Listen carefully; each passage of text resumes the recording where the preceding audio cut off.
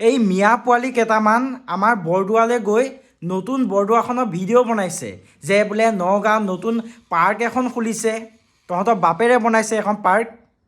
ভালদৰে জানন নাই, আমাৰ মহাপুৰুষ শ্ৰীমন্ত শংকৰদেৱৰ জন্মভূমি হয়, এখন জন্মস্থান হয়, পাৰ্ক নহয়।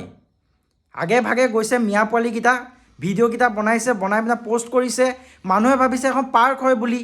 এনেকুৱা ড্ৰেছ পিন্ধি পিনে গৈ তাত ভিডিঅ' বনাই দিছে। ভুল এই মানুহজনেও নহয়, ভুল হৈছে এই মিয়া পোৱালিকেইটা।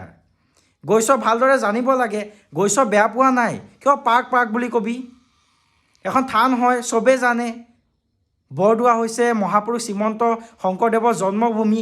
তাত তহঁতি গৈ কৈছ আমাৰ নগাঁৱত বোলে নতুন পাৰ্ক এখন খুলিছে। বাপেৰে বনাইছে এখন পাৰ্ক তহঁতৰ। সেইকাৰণে এনেকুৱা বিকৃত নৃত্য কৰিছে। এইজনীৰ ওপৰত কিবা ব্যৱস্থা ল'ব লাগে যিমান পাৰে সোনকালে।